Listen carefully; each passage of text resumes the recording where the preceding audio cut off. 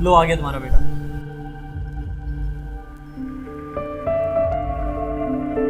बेटा क्या हो गया?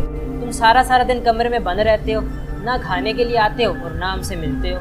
बेटा तुम्हारी तबीयत तो ठीक है ना? अरे आप लोग फिक्र ना करें, मैं बिल्कुल ठीक हूँ, बल्कि पहले से कहीं ज़्यादा तंदुरुस्त और मुतमईन हूँ। क्या मतलब? मुझे काफ़ी अरसे से कुछ चीज़ें सता रही और मैं दिन रात इसी कश्मकश में लगा रहता था कि किसी तरह इससे बाहर निकलूँ, और आखिरकार मैंने इससे बाहर निकलने का रास्ता ढूंढ लिया। बेटा कैसी चीज़ है, कैसा रास्ता और कैसी कश्मकश? तुम्हें कौन सता रहा है बेटा, बताओ हमें। मेरा आप लोगों से एक सवाल है कि हमारा मज़हब क्या है? जैसे क्रिश्चियंस का एक मज़हब है, हिंदुओं का एक मज़हब है, मुसलमानों का अपना एक मज़हब है, तो हमारा मज़हब क्या है?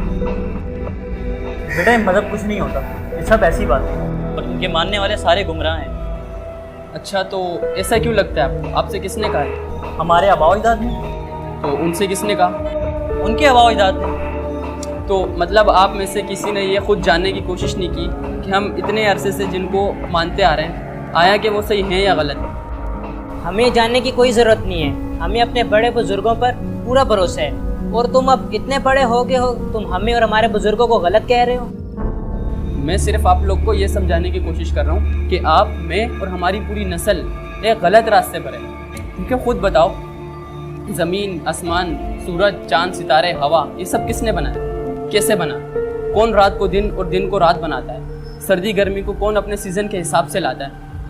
कोई तो है ना जिसने ये सब कुछ बनाया है और इसको बनाने के बाद इसको बैलेंस करते हुए चला रहा है। और जो लोग ये मानते हैं कि ऐसी कोई ताकत है, तो उनका कोई ना कोई मज़हब होता है।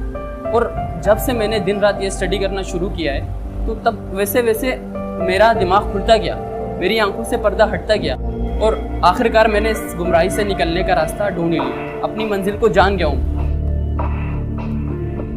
कैसा रास्ता? इस्लाम का रास्ता।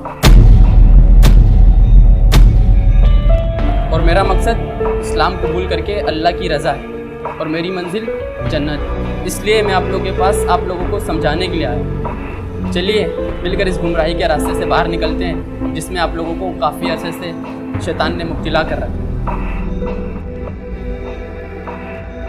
बेटा आज तो तुमने हद ही कर दी, बस अब यही सुनना रह गया था ज़िंदगी में। लेकिन अबू, बस आज के बाद इस टॉपिक में कोई बहस नहीं होगी, और खबरदार किसी ने इसका जिक्र भी किया तो। पर मैंने अपना फैसला कर लिया, या तो मैं आप लोगों को राज़ी करके अपने साथ लेके जाऊंगा, या मैं अकेला इस रास्ते पर चलूँ। अगर तुमने ये जिद ना छोड़ी तो ये जान लो कि इस घर में तुम्हारी कोई जगह नहीं, और हम ये समझेंगे कि हमारी कोई औलाद नहीं।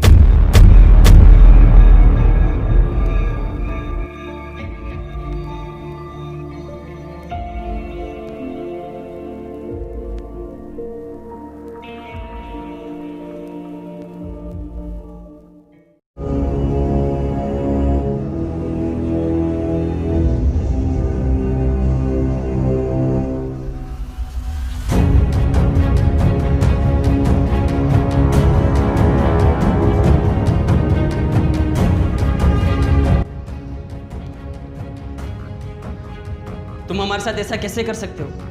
बताओ मुझे, क्यों किया तुमने हमारे साथ?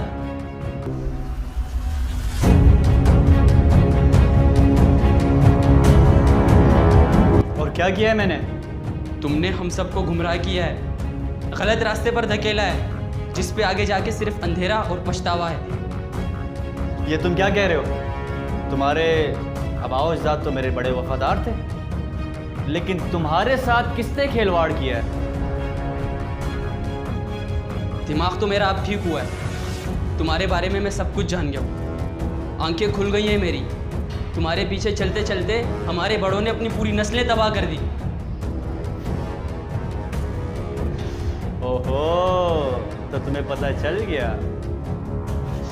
तुम्हारी वजह से मैंने अपनी पूरी फैमिली को खो दिया, लेकिन नहीं, अब मैं ऐसा नहीं होने दूंगा। मैं सीधा रास्ता पाने जा रहा हूँ जिसके लिए मुझे बनाया गया है। और वो क्या है? इस्लाम का रास्ता। और मैं पूरी तैयारी के साथ वापसी आऊँगा।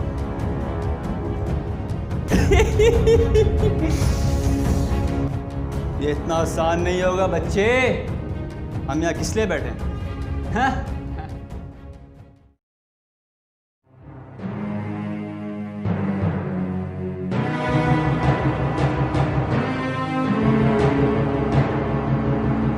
चलो भाइयों, नमाज का टाइम हो गया, नमाज के लिए चलते हैं। चलो सही है। अस्सलाम वालेकुम। वालेकुम अस्सलाम। भाई दरअसल बात ये कि मैं एक मुसाफिर हूँ और सफ़र करते हुए जो है वो नमाज का वक्त हो गया था, तो मस्जिद की तलाश में हूँ। अगर आप लोग मुझे रास्ता दिखा सकें तो बड़ी नवाजिश होगी। जी जी, हम भी वहीं जा रहे थे, चले आए, अब हमारे साथ चले। ठीक।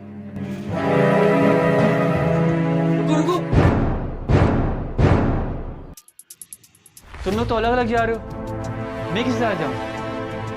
ओ हाँ, चले आप मेरे साथ चले। रुको, ये अहले हदीस है, इनकी नमाज का तरीका गलत है, इनके पीछे नमाज नहीं होती, तुम मेरे साथ चलो। ओ, ये तुम्हारे बारे में ऐसे कैसे बोल सकते हैं? ये क्या बकवास कर रहे हो तुम? क्या मतलब है तुम्हारा? मेरा वही मतलब है जो तुमने सुना। मुझे बोलने से पहले खुद पे गौर करो, तुम्हारा तो पूरा अकीदा ही गलत है। मैं तुम्हारी जबान खींच लूंगा अब एक और लफ्ज़ भी बोला तो। आओ फिर आजमा लो। अरे रुको रुको, इन दोनों के पीछे नमाज नहीं होती। एक का अकीदा गलत है तो एक का तरीका। तुम मेरे साथ चलो।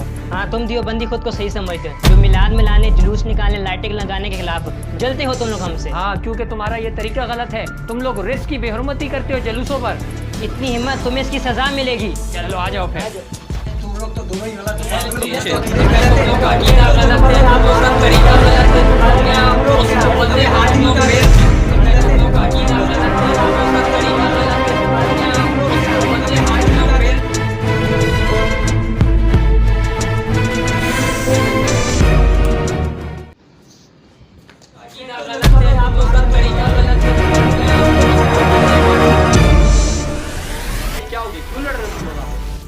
तुम अपने काम से काम रखो, हमारे बीच में मत आओ। तुम लोग मुसलमान होकर आपस में इस तरह कैसे लड़ सकते हो? तुम्हारी किताबों में तो ऐसा कुछ भी नहीं लिखा हुआ। और बल्कि मुसलमान तो आपस में भाई भाई हैं। इस्लाम में तो अपनी ज़बान से भी किसी दूसरे मुसलमान को तकलीफ़ देना सख्त मना है। हाँ, सही कह रहे तुम, मगर ये लोग काफिर हैं, सही मुसलमान नहीं है। तुम हो काफिर, तुम्हारा अकीदा गलत है। अबे ये दोनों काफिर है, दोनों गलत है। ये तुम क्या कह रहे हो? जब सब काफिर हैं तो अल्लाह ने जन्नत किसके लिए बनाई? जन्नत में कौन जाएगा फिर? मैं तो यहाँ अपना सब कुछ छोड़कर हक का रास्ता पाने आया था, इस्लाम कबूल करने आया था। लेकिन जो मैंने सोचा था, जो मैंने पढ़ा था, यहाँ तो वैसा कुछ भी नहीं है, बल्कि सब कुछ उसके उलट है। जो रास्ता मैंने ढूंढा था तुम लोगों ने सब बर्बाद कर दिया। ओह माशाल्लाह, तुम छोड़ो इन दोनों को, तुम मेरे साथ चलो, मैं तुम्हें सीधा रास्ता दिखाता हूँ। नहीं, इसके साथ मत जाना, ये तुम्हें गुमराह कर देगा, मेरे साथ चलो। भाई नहीं नहीं भाई, इन दोनों की मत सुनो, मेरे साथ चलो, मैं तुम्हें सीधा रास्ता दिखाता हूँ। बस, अब मैं किसी के साथ नहीं जाना चाहता। तुम लोग पहले खुद मुसलमान हो जाओ और पता करो कि कौन सही मुसलमान है, फिर किसी नॉन मुस्लिम को सीधा रास्ता दिखाना। तुम लोग तो खुद सीधे रास्ते से कोसों मील दूर हो।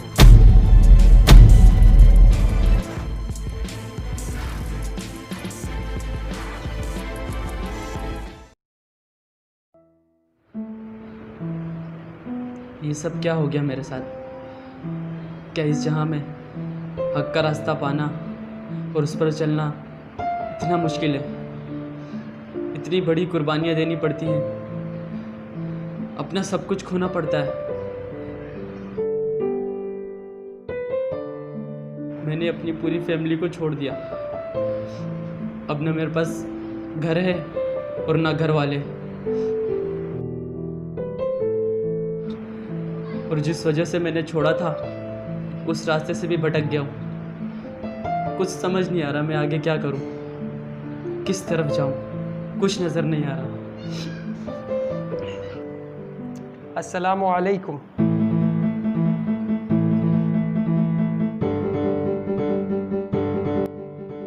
वालेकुम सलाम। कौन है आप हजरत? मैं तो यूं ही रास्ते से गुजर रहा था तो तुम्हें परेशान और रोते हुए देखा, तो सोचा तुमसे आके पूछ लूँ, बेटा तुम इतने परेशान और गमज़दा क्यों हो? मैं अपनी ज़िंदगी के उन हालात से गुजर रहा हूँ जिससे आज से पहले मैं कभी नहीं गुजरा। तुम्हारे इन हालात से गुजरने की वजह क्या है? तुम चाहो तो मुझे बता सकते हो। मैं आपको कैसे बताऊँ? बस आप ये समझें कि मैं और मेरे घर वाले, बल्कि मेरा पूरा ख़ानदान एक घड़े में घिर चुके हैं और जिसके बारे में उनको कुछ भी नहीं पता। और जब मैंने मेहनत करके दिन रात उस घड़े से निकलने का रास्ता निकाला तो कोई भी मेरे साथ चलने को तैयार नहीं था। फिर मैं उन सबको छोड़कर अकेला उस घड़े से बाहर निकला, ये सोचकर कि आगे सब आसान और ठीक हो जाएगा।